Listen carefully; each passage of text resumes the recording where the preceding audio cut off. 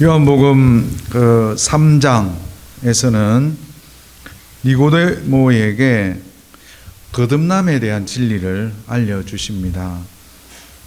그리고 요한복음 4장에서는 사마리아 수가라는 동네의 우물가에서 여인에게 이 물을 먹는 자는 영원히 목마르지 아니하리니 그 속에서 영생하도록 솟아나는 샘물이 되리라 하시며 구원에 관한 진리를 알려주십니다. 그리고 이제 지난주 말씀을 나누었던 것처럼 5장에서는 이제 베데스다 연못가에서 이 38년 된 병자를 고치신 이야기가 나옵니다.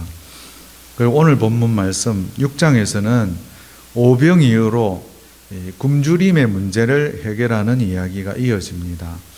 3장과 4장 말씀은 우리의 영혼에 관한 말씀이라고 한다면은 5장과 6장에 나오는 이 말씀은 우리의 육체의 필요에 관한 내용이라고도 볼 수가 있습니다. 예수님은 우리의 영혼과 육체의 필요를 아시고 고쳐주시고 회복시켜주시고 이렇게 채워주시는 그런 분이십니다.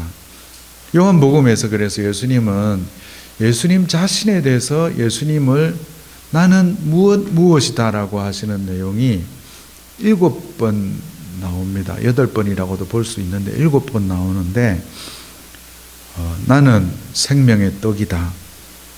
나는 세상의 빛이다. 나는 양의 문이다. 나는 아까 찬양했던 것처럼 선한 목자다. 나는 부활이요 생명이다. 나는 길이요 진리요 생명이다. 마지막으로 나는 참 포도나무다. 이렇게 예수님 자기 자신에 대해서 소개를 해 주셨습니다. 그 중에 하나인 나는 생명의 떡이다 라는 제목으로 본문 말씀을 이렇게 살펴보려고 합니다. 1절 말씀을 함께 읽겠습니다. 시작. 그 후에 예수께서 디베랴의 갈릴리 바다 건너편으로 가시매. 이 그 후라고, 그 후에는 바로 앞장 5장에서 베데스다 연못가에서 38년 된 병자를 언제 고치셨어요? 안식일에 고치셨는데 그것 때문에 이제 논쟁이 있었잖아요. 그리고 유대 지도자들의 반대와 오해가 있었던 그 후에라고 보시면 됩니다. 예수님께서 그리고 디베랴 갈릴리 바다 건너편으로 가셨다고 했는데 디베랴는 로마 황제의 이름 티베리우스라는 이름을 따가지고 붙여진 이름이 디베랴라고 한답니다. 굳이 그냥 갈릴리 바다라고 해도 되는데 디베랴의 갈릴리 바다 건너편이라고 표현을 한 이유는 어쩌면 그때 당시에 현실이 로마의 권력의 영향 아래 있다라는 것을, 그 장소라는 것을 드러내려고 하는 그런 의도가 있는 것 같습니다. 2절입니다. 시작. 큰 무리가 따르니 이는 병자들에게 행하시는 표적을 보았습니다. 많은 사람들이 따랐습니다. 이 사람들은 구원을 받기 위해서 온 것이 아니었습니다. 그리고 영적인 진리를 찾아서 온 것도 아니고 예수님을 사랑해서도 아니고 단지 병자를 고치는 기적을 보고 따랐습니다. 그리고 오병이어 이 사건은 사복음서에서 모두 이것을 다루고 있습니다. 다른 복음서를 참고해 보면 때는 언제라고 나옵니까? 저물어 가는 때, 그죠? 장소는 여기는 이제 산에 올랐다라고도 하지만 빈들이라고도 표현이 되어 있는데 수많은 무리가 또 저물어 가는 때 빈들에서 배고프고 지친 그 상태에 있었습니다. 예수님은 그 무리들을 보시고 목자 없는 양 같음을 인해서 불쌍히 여기셨다고 나옵니다. 그리고 그 중에 있는 병자들을 고쳐주셨다고도 기록이 되어 있습니다. 3절과 4절 읽겠습니다. 예수께서 산에 오르사 제자들과 함께 거기 앉으시니 마침 유대인의 명절인 유월절이 가까운지라. 유대인에게 이제 명절이 절기가 있지만 가장 큰 또 명절하면 유월절이라고도 볼 수 있잖아요. 우리 민족에게는 어떤 명절이 있습니까? 설날이 있는데 그 명절의 공통점으로 보면 이 공동체, 가족 공동체의 그런 정체성을 강화하려고 하는 그런 점에서는 비슷합니다. 하지만 유월절은 하나님의 구속 사건을 기억하는 이런 신앙과 관련된 명절인데, 이제 우리 민족의 이 설날은 새해의 출발과 또 그 한 해의 복을 기원하는 명절이라고도 볼 수가 있어요. 그래가지고 우리 명절 때는 인사말이 있잖아요. 많이 쓰고 많이 들었죠. 새해 복 많이 받으라고. 설 지난 다음에 또 뭐라고 인사하는지 알아요? 설 잘 쇠셨어요 라고 인사를 해요. 설 세러 갑니다. 설을 숫자 센다 이런 세는 게 아니고 쇠다 라고 표현을 하는데, 설의 의미도 보니까 설이 어디서 왔느냐 하면 낯설다의 설이라고도 얘기를 해요. 한 해의 첫날이니까 낯선 날, 첫날을 잘 지내셨어요? 그런 의미로 풀어볼 수도 있을 것 같아요. 그리고 명절 하면 음식이 떠오르잖아요. 6월절 음식으로는 무슨 음식이 있었어요? 어린 양도 이제 잡았고 무교병과 썬나물이 있었어요. 우리 민족의 또 설날에는 음식이 무슨 음식이 떠오르십니까? 떡국이. 떡국은 우리는 떡국도 먹었긴 먹었다. 참 나물, 그 다음에 한과. 우리 가족은 이제 명절이 되면 만두를 만들어서 먹어요. 우암국수에서 피를 사다가 매번 명절이 되면 이제 만두를 해서 먹는데, 여러분은 설 음식을 무엇을 드셨어요? 맛있는 거 많이 드셨나요? 이제 이스라엘의 그 유월절에는 또 이제 먹는 것 중에 떠오르는 게 만나라는 게 또 떠오르는 그런 시기이기도 합니다. 우리 기억 중에서 먹는 것에 대한 기억은 참 오래 가는 것 같아요. 그 이유를 제가 찾아보니까 먹는 음식에는 감각, 그 다음에 감정, 경험, 요 세 가지가 같이 저장되기 때문에 그 기억이 오래 간다고 합니다. 음식, 이것은 이제 맛만 저장되는 것이 아니고, 그때 음식 먹을 때의 감정, 그것도 같이 저장이 된대요. 누구와 같이 먹었는지도, 또 어디에서 먹었는지도, 그리고 그때 그 감정이 강할수록 기억은 오래 간답니다. 음식과 또 관련해가지고 떠오르는 기억은 아마 누구나 여기 있는 모두에게 다 있을 것 같아요. 5절입니다. 먹는 이야기가 나옵니다. 5절입니다. 시작. 예수께서 눈을 들어 큰 무리가 자기에게 오는 것을 보시고 빌립에게 이르시되 우리가 어디서 떡을 사서 이 사람들을 먹이겠느냐 하시니, 예수님께서는 빌립에게, 이 다른 제자들도 많은데 빌립에게 어디서 떡을 사서 이 사람들을 먹이겠느냐 라고 이렇게 물으셨는데, 이 질문은 이제 바로 이어서 나와요. 빌립을 테스트하기 위함이라고 6절에 설명을 해주는데, 6절과 7절을 같이 읽어보겠습니다. 이렇게 말씀하심은 친히 어떻게 하실지를 아시고 빌립을 시험하고자 하심이라. 빌립이 대답하되 각 사람으로 조금씩 받게 할지라도 200데나리온의 떡이 부족하리이다. 빌립은 계산을 했어요. 200데나리온 하면 제가 찾아보니까 이제 한 8개월 정도 품삯이라고 해요. 빌립의 이 계산은 거의 정답이라고도 볼 수 있죠. 정확히 파악을 했고, 요한복음 14장 8절에 보면 빌립에 대해서 어떻게 나와 있느냐면, 빌립이 예수님에게 주여 아버지를 우리에게 보여주시옵소서, 그리하면 족하겠나이다 라고 이렇게 말을 했었습니다.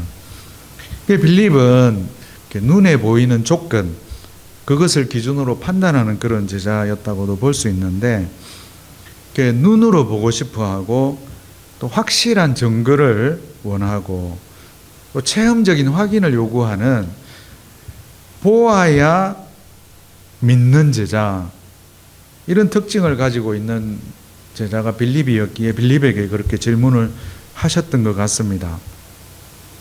근데 빌립의 대답은 정답은 맞아요. 정답인데 해답은 아니에요. 해결책은 없어요. 어떨 때는 우리의 모습도 그럴 때가 있는 것 같아요. 가끔 이제 아내들이 남편에게 이해를 받고 싶어가지고 이제 말을 꺼냈는데 남편들은 정답을 또 이야기해 주기 때문에 그 상황이 더 힘들게 될 때도 있습니다. 우리 집 같은 경우는 반대의 경우가 좀 있긴 해요.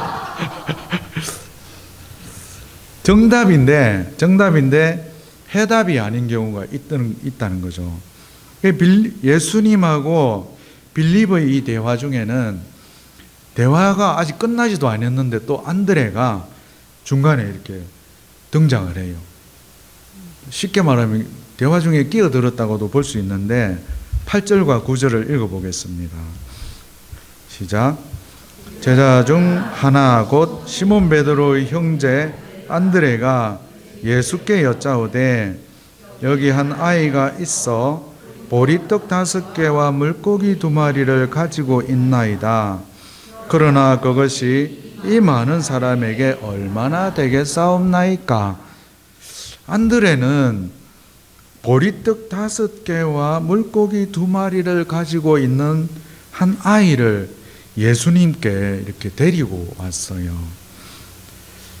안드레 하면 또 생각나는 게 있잖아요. 안드레가 예수님을 처음 만나고 난 다음에 지금 베드로라고 얘기를 했는데 예수님 만나자마자 형이었던 베드로를 예수님께 데리고 왔어요. 그리고 이제 안드레가 했던 말 중에 와보라라는 말도 있어요. 근데 이제 안드레는 그래서 특징을 얘기하라 그러면 사람을 예수님께 데리고 오는 제자라고도 볼 수가 있을 것 같아요. 안드레는 데리고 왔지만 예수님께 뭐라고 얘기를 하느냐 하면 그러나 그것이 이 많은 사람들에게 얼마나 되겠습니까? 이렇게 이제 말을 해요. 안드레도 빌립과 같이 초점을 어디에다가 두었어요? 부족함, 그죠? 부족함이라는 거에 초점을 두고 이제 얘기를 했는데, 그렇지만 이제 예수님께 한 아이를 데리고 오는 것 때문에 그것으로 말미암아 어떻게 보면 가능성을 연결해주는 중요한 역할을 안드레가 했다고도 볼 수가 있을 것 같아요. 10절과 11절 읽어보겠습니다. 예수께서 이르시되 이 사람들로 앉게 하라 하시니 그곳에 잔디가 많은지라 사람들이 앉으니 수가 5,000명쯤 되니라. 예수께서 떡을 가져 축사하신 후에 앉아있는 자들에게 나누어 주시고 물고기도 그렇게 그들의 원대로 주시니라. 예수님은 먼저 이제 사람들을 다른 복음서에는 보면 50명, 100명씩 때를 지어서 앉히셨다고 나와요. 5,000명이 넘는다 그러면 숫자가 보통 숫자가 아니잖아요. 그 5천 명이 넘는 배고픈 사람들이 한꺼번에 어떻게 보면 몰려들게 될 때 혼란이 생길 수도 있을 텐데, 예수님께서 이 오병이어의 이런 기적이 일어나기 전에 행하신 것은 먼저 자리를 정돈하는 일을 하셨고요. 그리고 이제 감사 기도를 드린 후에 제자들에게 이제 나누어 주라라고 말씀을 하셨습니다. 그리고 여기서 나오는 말씀에서 물고기를 그들의 원대로, 그 많은 사람들이 원하는 만큼 원대로 주셨다고 나와 있습니다. 이 제자들은 초점이 아까 어디에 두었다고 했어요? 부족함. 여기에 초점을 두고 대답을 했지만은 예수님은 원대로, 배부른 후에는 또 남은 조각을 몇 바구니를 거두었다고 나와 있습니까? 12바구니를 가득 찰 정도로 이렇게 충분하게. 제자들은 초점이 부족함에 초점을 두었는데 예수님께서 베푸신 것은 충분함으로 이렇게 표현이 됩니다. 12절과 13절입니다. 시작. 그들이 배부른 후에 예수께서 제자들에게 이르시되 남은 조각을 거두고 버리는 것이 없게 하라 하심으로, 이에 거두니 보리떡 5개로 먹고 남은 조각이 12바구니에 찼더라. 예수님은 제자들에게 남은 조각을 어떻게 하라고요? 거두고 버리는 일이 없게 하라 하십니다.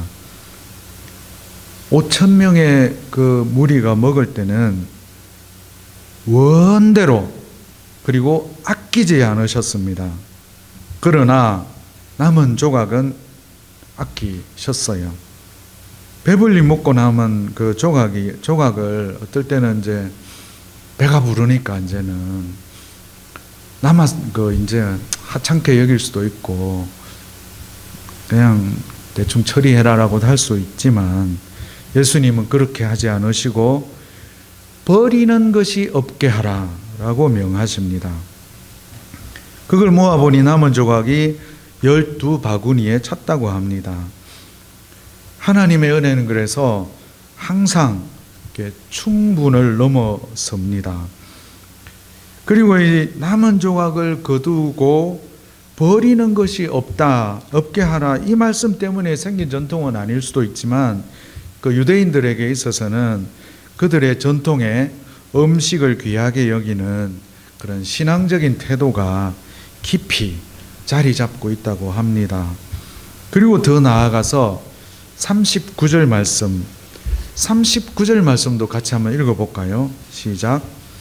나를 보내신 이의 뜻은 내게 주신 자 중에 내가 하나도 잃어버리지 아니하고 마지막 날에 다시 살리는 이것이니라의 말씀, 이 말씀하고도 연결이 됩니다. 이 39절에 잃어버리지 않는다라고 하는 이 표현하고 12절에 버리는 것이 없게 하라라고 하는 이 표현이 어원이 같아요. 같은, 히브리어를 제가 안 써서 잘 몰라서 안 찾아봤는데 같은 말이랍니다. 같은 어원. 그 어원을 살펴보면 그 12절에 나와 있는 이 말씀, 단순히 음식을 귀하게 여기는 그런 신앙적 교훈을 넘어서 더 깊은 그런 의미가 이곳에 담겨 있음을 알 수가 있습니다.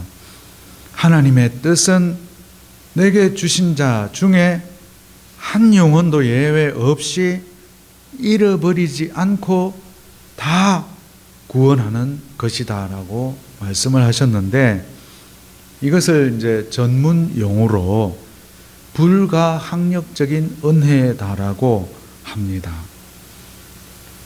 하나님께서 베푸시는 은혜가 그 사람의 의지나 저항을 넘어서서 반드시 구원하신다라는 의미가 여기 있습니다. 인간이 하나님의 은혜를 거부할 수 없다는 그런 의미, 하나님의 구원 계획은 확실하게 성취된다라고 하는, 이제 이것은 신학적인 전문 용어입니다. 아까 제가 뭐라고 했죠? 불가항력적인 하나님 은혜. 저는 이 부분을 말씀을 준비하면서 갑자기 떠오른 그 유행가 가사가 갑자기 떠올랐어요.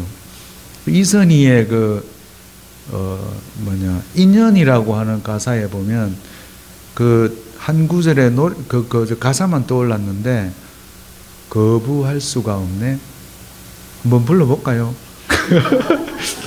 거부할 수가 없네. 기억나요? 여러분도? 저만 아는 노래인가? 거부할 수가 없는 그 구절이 탁 떠오르더라고요. 하나님 은혜는 거부할 수가 없습니다. 거부할 수 없는 그 하나님 은혜에 찬양을 드립니다. 14절 15절입니다. 시작. 그 사람들이 예수께서 행하신 이 표적을 보고 말하되 이는 참으로 세상에 오실 그 선지자라 하더라. 그러므로 예수께서 그들이 와서 자기를 억지로 붙들어 임금으로 삼으려는 줄 아시고 다시 산으로 떠나가시니라. 신명기 18장 15절에 보면 모세의 이제 이야기인데요. 내 하나님 여호와께서 너희 가운데 내 형제 중에서 너를 위하여 나와 같은 선지자를 하나를 일으키리니 너희는 그의 말을 들을지어다. 이 말씀이 신명기 18장 15절에 나오는데, 이때 이 표적을 보고 이스라엘 사람들이, 유대인들이 모세가 말했던 그 선지자가 바로 예수님이구나 하고 생각을 했다는 거죠. 그런데 이 선지자, 이것은 모세가 예언한 하나님이 세우신 그런 메시아를 가리키는 표현인데, 예수님을 메시아로 생각을 했어요. 그러나 그 사람들의 그 메시아 고백은 그 사람들의 수준에서 기대했던 그 메시아는 어떤 메시아였냐 하면, 그 로마 제국의 지배하에 고통을 받던 그 사람들을, 자기들을 정치적으로 해방시켜주는 그런 왕으로 기대를 하고 있었다고 할 수가 있습니다. 그렇지만 예수님은 세상의 그 권력을 잡기 위해서 오신 분이 아니라 십자가의 죽음을 통해서 구원을 이루시기 위해서 오신 분이라는 것을 분명히 하시기 위해서 예수님께서는 그 사람들이 막 그 표적을 보고 억지로 임금을 삼으려고 하고 할 때, 어쩌면 이 연예인들과 같이 막 이런 박수갈채도 있었을 것 같아요. 인기와 또 군중들의 이런 열광, 거기에 휩쓸리지 않고 예수님이 어디로 가셨습니까? 산으로 가셨습니다. 뭐 하러 가셨을까요? 쉬시러 가셨다고도 할 수 있겠고, 메시아에 대한 잘못된 기대, 그것을 예수님께서 거절하시고 산에 가셨다라고 하신 것은 보통 기도하시기 위해서. 또 예수님 산에서 기도하신 기도, 어떤 산이 떠오르세요? 또 겟세마네 또 산에서도 예수님은 기도하셨습니다. 35절입니다. 35절 시작. 예수께서 이르시되 나는 생명의 떡이니 내게 오는 자는 결코 줄이지 아니할 터이요 나를 믿는 자는 영원히 목마르지 아니하리라. 조금 전에 우리는 설날 무슨 음식을 누구와 먹었는지 기억을 떠올려 보았는데, 그리고 이제 그 기억이 오래가는 이유에 대해서도 생각을 해보았는데, 이제 우리가 먹는 음식 하면 이제 세 가지가 이렇게 분류할 수가 있어요. 첫째 그 양식은 우리가 매일 먹는 음식입니다. 이 음식은 생존을 위해서 절대 필요한 양식입니다. 아침 먹고 왔죠? 예배 끝나고 나면 또 뭐 먹어야 되죠? 점심 먹어야 돼요. 이 양식을 구하기 위해서는 그리고 이제 대가를 지불해야지 되죠. 이마에 땀을 흘려야지 또 먹을 수가 있어요. 또 재밌는 거는 우리가 아무리 많은 걸 가지고 있어도 일주일치를 한꺼번에 먹을 수 있어요. 그냥 한꺼번에 좀 먹고 좀 안 먹고 좀 지내고 싶어도 매 끼니를 찾아서 먹어야 되는 거예요. 그러나 이 매일 이렇게 먹는데 결국은 어떻게 돼요? 우리가 다 죽잖아요. 그리고 또 이 음식을 안 먹어도 죽어요. 그죠? 그래서 예수님께서 하신 말씀이 27절 말씀인 것 같은데, 썩을 양식을 위하여 일하지 말고 영생하도록 있는 양식을 위하여 하라라고 하십니다. 우리 양계장 옆에 있지만 양계장의 닭들에게 있어서 1차적 관심은 어디에 있는 것 같아요? 1차적 관심은 먹이에 있어요. 얘들은 먹는 것만 쫓아다녀요. 그리고 이제 번식. 그리고 여기 양계장 주변에 어슬렁거리는 고양이도 보면 늘 그냥 와가지고 밥 달라 그래요. 얘는 최고의 관심은 먹이에 있어요. 그래서 어떻게 보면 먹고 사는 일, 우리에게도 중요한 일이긴 하지만 하나님의 형상대로 창조된 인간은 썩을 양식을 1차적 목적으로 삼지 말라라는 그런 의미가 있는 것 같습니다. 그리고 두 번째 양식은 뭐냐 하면 이스라엘 백성들이 광야에서 먹은 40년 동안 먹은 게 뭐죠? 만나예요, 만나. 하나님께서 이것은 매일매일 어디로부터 내려왔어요? 하늘로부터 내려왔습니다. 그리고 이 만나를 먹기 위해서 농사했습니까? 트랙터질도 안 했고 콤바인질도 안 했어요. 그냥 먹었어요. 가서 거두기만 하면 되는 거였는데 이마에 땀 흘리지 않아도 매일 아침에 하늘에서 내려주셨습니다. 그리고 안식일 외에는 이틀치를 주지를 안 했어요. 그래서 일용할 양식이었습니다. 하지만 이 만나도 매일 먹는 음식과 마찬가지로 광야에서 이스라엘 백성들이 40년 동안 먹었는데 결국은 다 죽었습니다. 그리고 이 하늘에서 내려주신 이 만나, 이것은 영원한 양식을 위한 예표로 주신 것이었다고 합니다. 세 번째 양식은 어떻게 보면 영생하는 양식입니다. 썩을 양식을 위하여 일하지 말고 영생하도록 있는 양식을 위하여 하라라고 말씀을 하셨는데, 영생하도록 있는 양식은 바로 오늘 예수님이 자기 자신에 대해서 표현하셨던 말씀, 생명의 떡을 보고 말씀하시는 겁니다. 오병이어의 사건을 경험한 이스라엘 백성들은 참 예수님에게 무엇을 요구했습니까? 광야에서 먹었던 그 만나를 먹었던 것과 같이 지속적으로 떡을 공급해 주기를 요구를 했었습니다.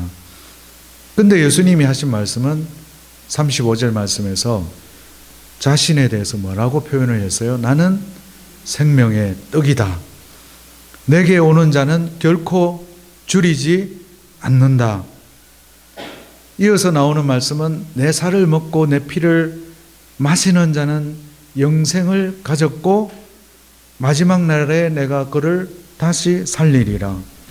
내 살은 참된 양식이요 내 피는 참된 음료로다. 예수님의 살과 피를 먹고 마시라고 하십니다.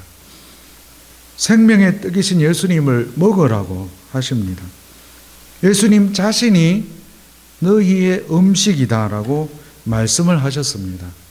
근데 이 말씀을 참 받아들이기가 어려웠었습니다. 우리도 참 이게 받아들이기가 참 예수님을 어떻게 먹지 받아들이기가 어렵습니다. 그 말씀을 들었을 때 많은 제자들이 많은 사람들이 떠나갔다고 요한복음에서는 기록이 되어 있는데 예수님이 그때 제자들에게 남아있는 제자들에게 너희도 가려느냐라고 하니까 베드로가 뭐라고 대답했어요? 영생의 말씀이 주께 있사오니 우리가 어디로 가오리이까? 라고 대답을 했었죠.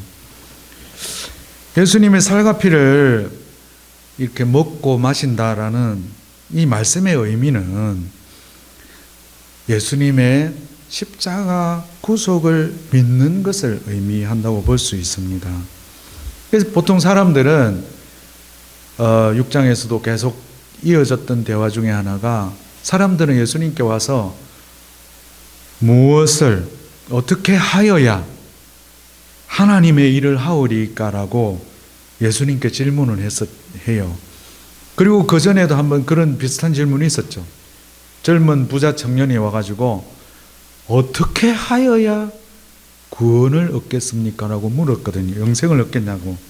인간들의 이런 끊임없는 관심은 이런 행동, 무언가를 행함으로 인해서 만족과 기쁨, 그것을 얻으려고 하는 공로의식이 있습니다. 근데 예수님은 대답을 분명하게 해주신 대답은 하나님의 일이 뭐냐면 하나님의 일은 하나님께서 보낸 일을 믿는 것이 하나님의 일이다라고 대답을 해 주십니다. 예수님 안에 내가 거하고 내가 예수님 안에 하게 되는 예수님과의 영적 교제가 이렇게 나누어지는 그것이 예수님을 믿는 것이다라고 보면 되겠습니다. 그리고 날마다 기도와 말씀을 통해 예수님과 연합하는 것. 날마다 우리가 새끼 밥을 먹는 것처럼 눈에 보이지 않지만 생명의 떡이 되시는 예수님을 먹음으로 말미암아 생명으로 충만하게 되기를 기도합니다. 생명으로 충만한 삶은 다른 것으로 만족하는 삶이 아니라 예수님으로 만족하는 삶을 말합니다. 환경이 채워지지 않아도 문제가 당장 해결되지 않아도 그 생명의 떡이 되시는 예수님으로 그 한 분만으로 만족하는 삶을 이야기합니다. 처음에 우리는 예수님 앞에 문제를 해결해 주십시오라고 기도를 하고 나오지만 그 기도가 깊어지면서 하나님, 그 문제보다 크신 하나님, 그분을 바라보게 되는 변화가 우리에게 있게 되기를 기도합니다. 오병이어의 이 기적은 떡으로 끝나지 않습니다. 그리고 12강줄이 남은 그것이 마지막이 아닙니다. 생명의 떡이 되시는 예수님 자신에 대해서 선언하시기 위해서였습니다. 처음 오병이어의 사건 말씀을 준비하면서 저는 이 오병이어 사건 중심으로 우리에게 있는 작지만 이 작은 이 보리떡 5개, 물고기 2마리, 이거 우리 주님 앞에 드립시다라고 하는 주제로 말씀을 시작을 했었어요. 그렇게 시작을 하다가 나는 생명의 떡이다라고 이 말씀의 제목이 변경이 됐어요. 참 어떻게 보면 우리 작은 것을 우리 주님 앞에 올려드렸을 때 주님께서 5천 명이 넘는 그 많은 사람들을 먹이시는 그 엄청난 기적도 정말로 중요한 일이지만 그것보다 더 중요한 것은 생명의 떡이 되시는 예수님 믿는 것, 그것을 하나님의, 바로 그것이 하나님의 일이다라고 하시는 예수님의 그 말씀을 보다가 말씀의 제목이 바뀌었습니다. 세상의 떡은 어쩌면 잠시 배를 채워주는데 예수님은 우리의 영혼 깊은 곳의 갈증을 해결해 주시는 분이십니다. 생명의 떡으로 오신 그 예수 그리스도 우리의 심령에 충만해지기를 간절한 마음으로 기도하며 말씀을 마치겠습니다. 제가 짧게 기도하겠습니다. 하나님 아버지, 우리의 이 심령의 깊은 곳에 세상의 염려가 아니라 주님의 생명이 가득 차게 해 주시옵소서. 배부름이 목적이 아니라 예수님이 목적이 되게 하시고, 은혜의 경험이 목적이 아니라 은혜의 주님이 목적이 되게 하여 주시옵소서. 음식에 대한 기억은 오랫동안 우리 기억에 남지만 말씀에 대한 기억은 돌아서면 또 잊어버리게 되는 우리입니다. 생명의 떡으로 오신 예수님을 날마다 먹어서 예수님과 동행하는 우리의 삶이 되기를 기도합니다. 예수님 이름으로 기도합니다. 아멘.